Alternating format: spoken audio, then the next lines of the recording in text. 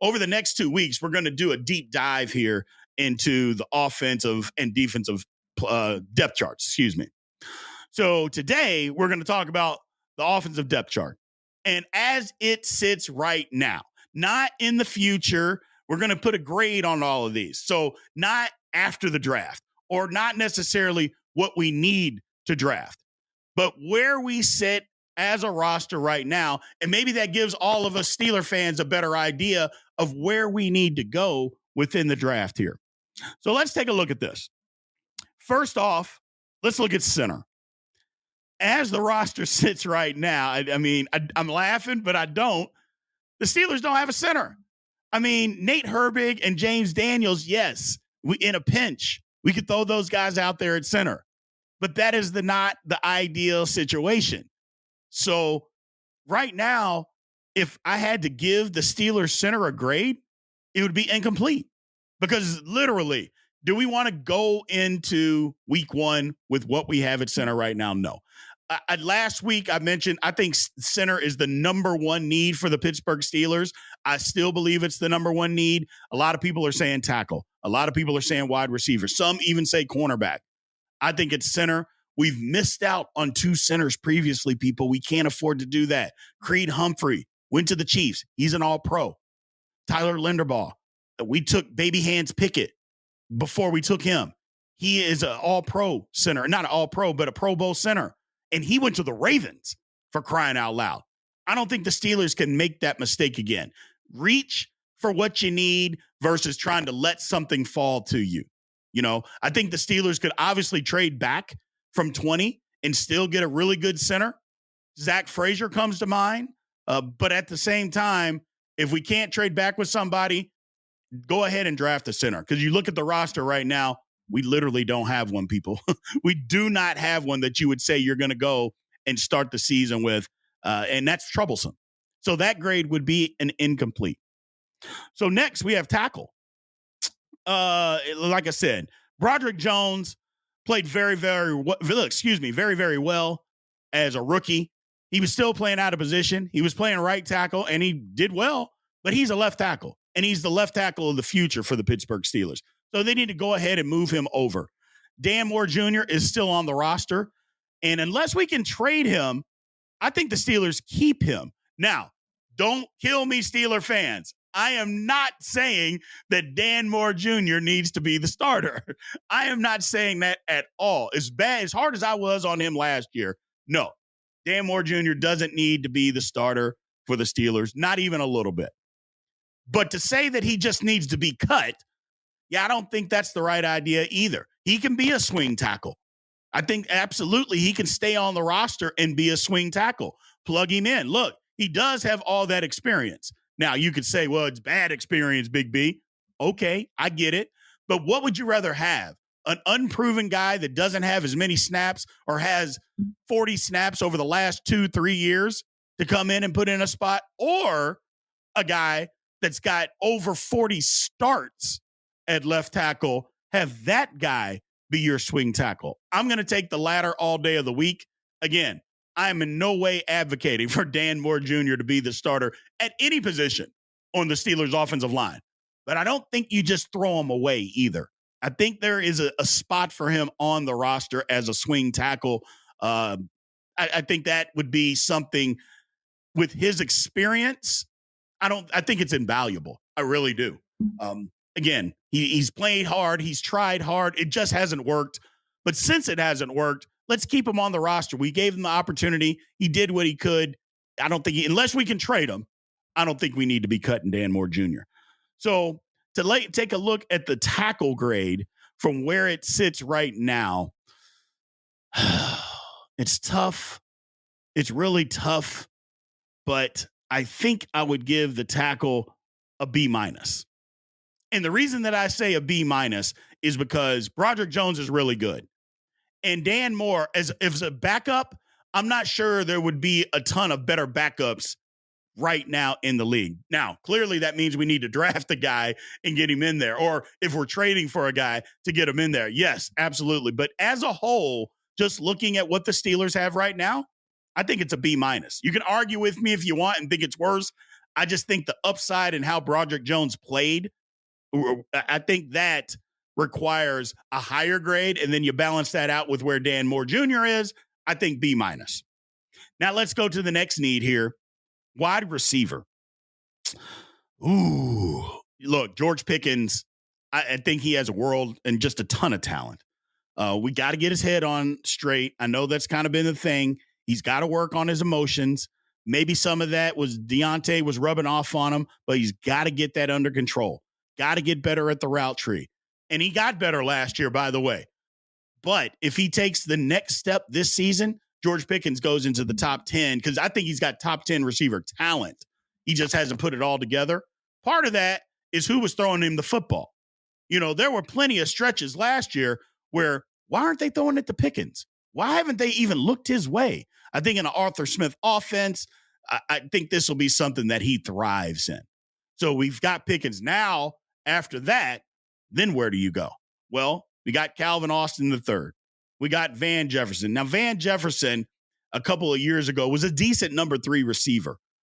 But if the Steelers go out and draft at least one receiver, I think he is going to be a person that's going to be possibly a cap casualty and gets cut.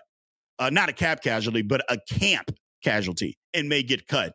Because I'm not sure that if you go out and draft at least one, where does he fit in? Because I think Calvin Austin III is going to have a spot on the Steelers. So it may be between him and Van Jefferson battling it out for the number 3 position. I think all of that just kind of depends on what the Steelers are going to do here with the remainder of the offseason as far as going out and getting a wide receiver. I like the room, but the room needs work. I mean, let's not kid ourselves. It needs a lot of work. It's not that these players are terrible, because they're not.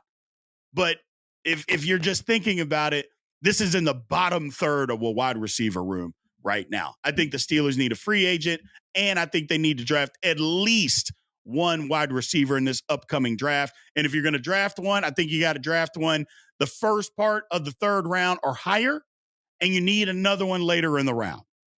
So what do we think about as far as the grade for a wide receiver? Look, with this room I just mentioned, it's bottom half of the league. So if I'm looking at the grade for a wide receiver, C minus, I think is being fair.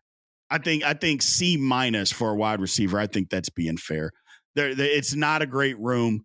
I like the pieces, but we need better pieces, you know. And I think me saying I like the pieces, that's me being a Steeler homer. If this was on the Bengals, I would say it was awful and they stunk. So take it for what it is, people. Steelers got to get better at the wide receiver position. Period. End of story. Now let's look at the guard position. This is kind of something where the Steelers got some really good guards, starters. Nate Herbig is kind of a swing guy between center and guard. I like what the guards bring to the table. Look, James Daniels, very good. Isaac Suamula, even better. I love what those two guys are both really, really physical at the point of attack. And once the Steelers got rid of trying to run a bunch of outside zone plays, the offensive line got better. Those two guys were getting tons of push. They were getting to second level. They both play extremely nasty, which is what you want out of your guards. You know, James Daniel is just a mean guy. Siamula is so physical, not to mention athletic. Both of them are really good at the point of attack. That's why the Steelers were able to, once they started going downhill, then things changed and started running even in between the tackles. Things changed. So I like what they have. I like Herbig as a backup. I like what they had. Can they add more depth there? Absolutely. I don't know if they go to the draft to do that. They could. They could. You know, you can always draft depth near the end of the draft, and you can never have enough good offensive linemen. You can never have enough. Having said that, I think they might try to add somebody, you know, either after free agency or in free agency, add more depth, or they go to, you know, after training camp, rosters are set, people always get released. The Steelers have done a really good job of kind of picking people from other teams to add depth to their roster. I think the Steelers might be able to do the same thing here and upgrade the roster there. But overall, the Steelers at the guard position, Yeah, I would say a B minus. That might even be a little bit low, but I would say a B minus. I like both Daniels and Ciamula. I like both of them. So, like I said, B minus. That's being a little bit, should I say, strict on what those guys bring to the table. A lot of you are going to say, Big B, you're nuts. It's got to be higher than that, probably a B plus, but I'll say B minus. I'll be fair. I will say B minus. Now let's move to the tight end position. Look, Pat Freiermuth was out a lot last year, had an injury, hamstring injury, just never got right. You know how hamstrings can last all season. His seemed to. He had one spectacular game, but for the most part, it was just kind of, it wasn't a great season due to health. I expect to have a big bounce back year. Speaking of big, Darnell Washington is gigantic. I mean, he is basically an offensive tackle playing at the tight end position. The one thing that I am disappointed, they didn't try to use him more, number one, in goal line situations, but just use him more as a pass catcher. I don't think that the Steelers should have spent a third round pick if all you want to do is use him as an extra blocker. I get that he's an outstanding blocker, and he is. Outstanding blocker. But I think you got to use him. I think he can be more in the passing game than what he was used at last year. First year, I know he was coming off a little bit of a knee injury at Georgia. I think that's why he slid in the draft. But I believe that his pass catching ability has to be something that the Steelers utilize a lot more this year. Connor Hayward, I mean, I like what he does. He's kind of a Swiss Army knife. You know, plays a little fullback, plays a little tight end, does a lot of things on special teams. He's definitely a guy that you got to keep in your locker room. You know, he's not ever going to be the starter. He's not ever going to be a star, but everybody can't be a star in the National Football League. Everybody can't be a starter in the National Football League. But you need guys like this that can do a lot on your football team. And I will say this, if Connor Hayward is your number 3 tight end with how athletic he is and the multitude of things that you can do, and you got a good tight end room. That much I can tell you. Tight end grade, give it a B. I think it's one of the better tight end rooms in the National Football League. I expect big things out of Pat Freiermuth this season. Darnell Washington, I expect even more. I know he'll be on the end line blocking, but I expect to see him, especially in goal line packages, just too big, too tall, too much of a mismatch not to try to utilize him down near the goal line. Now, running back. Look, Najee Harris and Jaylen Warren. We'll just start with them. Is there a better 1-2 punch in the league? What? I'm not sure that there is. Najee, 3 straight years, 1,000 yards. You could say that he struggled a little bit over the last 2 seasons. Last year was a real struggle to get going. I think more of that was, look, running backs can be great. Everybody's not Barry Sanders running behind mediocre offensive lines and still able to produce. Najee Harris is not the most quick-footed running back out there, but if you give him space, you give him a hole, you give him an opportunity to run without having to dodge people in the backfield as soon as he gets the ball, he's very effective. And he was that once the Steelers figured out, let's go downhill and stop going side to side when we're trying to run plays. Najee was good. Jaylen Warren, I mean, he is the prototypical change of pace running back. We spoke about it earlier. You don't want to give Jaylen Warren 25 to 30 carries. I know a lot of people were talking about that last year, that he needed to see the majority of the touches. We saw when they tried to do that a few times, he got worn down. He fumbled the football a little bit.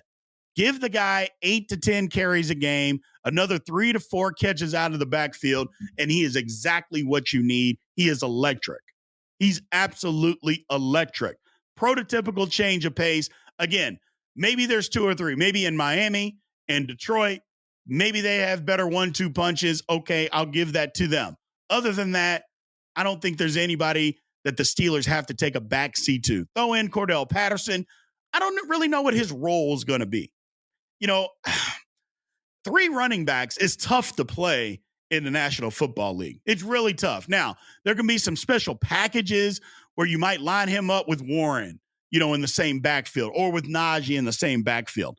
But to have him be your number 3, I think you've got something there, you know, because again, he's older, but he's proven himself to be a reliable football player at that position. So I love the grade of the Pittsburgh Steelers. You're going to call me biased. I don't care. I think they're an A. Like I said, it is a complete running back room as there is in the National Football League. There might be 2 or 3 better. I don't even think there's 3 better. I think there might be 2 better as far as total running back rooms in the league. So give me an A. Now, last but not least, quarterback. Look, we covered this last week. The quarterback room of the Pittsburgh Steelers is head and shoulders better than what it was before. Russell Wilson and Justin Fields are just better than anything that was in the room. Add in Kyle Allen, I mean, it's night and day difference. I'm sorry, but Kenny Pickett was what he was, and he's no longer with the Steelers for a reason. It's not because he was playing well. It's because the Steelers realized this is not the guy. We got to move on. That's the only reason that he's not with the Pittsburgh Steelers. I don't want to hear about, well, he asked for a trade. So who cares if he asked for a trade? If we thought that he was the guy, he would still be on the roster. Period. End of story. The Steelers realized that he wasn't. Time to move on. I love that about the new regime. Omar Khan saying, no, this was a mistake. Not to mention, it wasn't his mistake. He didn't draft Kenny Pickett, and he got rid of him. Russell Wilson, we bring him in. Justin Fields, we've got him in.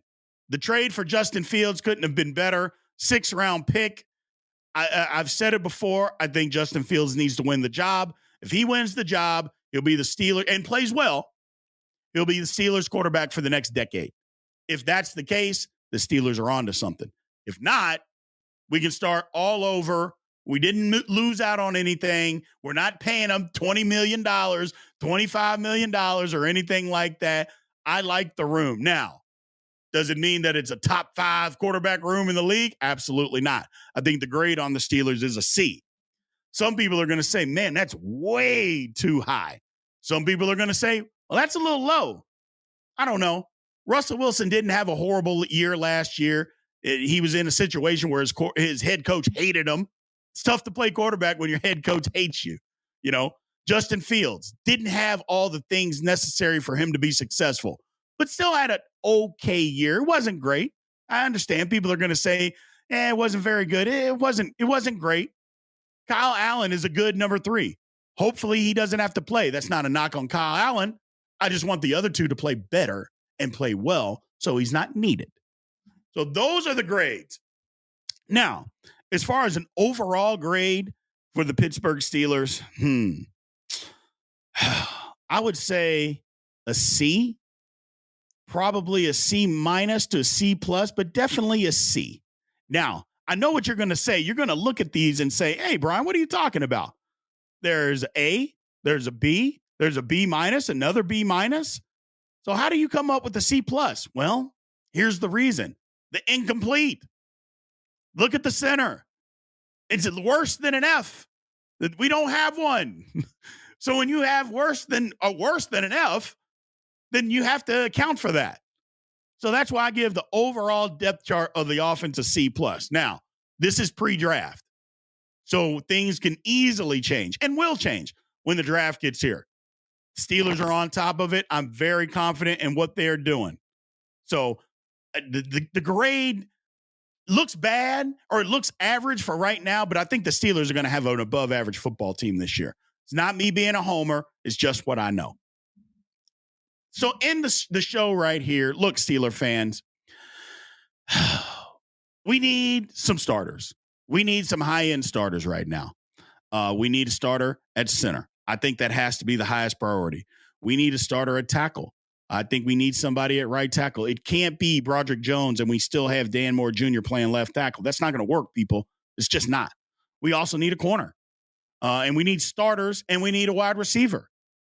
So those are the positions that the Steelers still need. They've got to address those in the draft. I still believe the Steelers can address wide receiver, at least getting a number 2 wide receiver in free agency. The guys that I mentioned, Tyler Boyd, Michael Gallup, Hunter Renfrow isn't really a number 2. He's more of a slot number 3 guy, but he could be a number 2, but he can't play outside on the opposite side of Pickens. But Gallup and Boyd can, and I think somebody, at least those two, or at least in that mode, the Steelers have to go after. I think we've got a lot going on. I think the draft is next week. I believe the Steelers are ready. They're going to upgrade the roster. Omar Khan, he has done things a little bit unconventional for the Steelers. I think it's a welcome change. For so long, so many people have talked about the Steeler way. And I'm not bashing the Steeler way. Heck, I'm a part of it. I'm 48 years old. But times change, and you got to change with them. Just like we talked about Mike Tomlin needed to change the way that he wants to win football games to be more conducive to winning in the playoffs. This is the same thing. And Omar Khan has gotten a grasp on that. Move up and down in the draft. Go and make trades that you wouldn't normally see the Steelers make. All those things have to be a part of it. I love what they're doing. I love the direction that the Steelers are going. I think the draft next week is going to be exciting. I think the Steelers are going to do some more things that are going to be exciting, man. So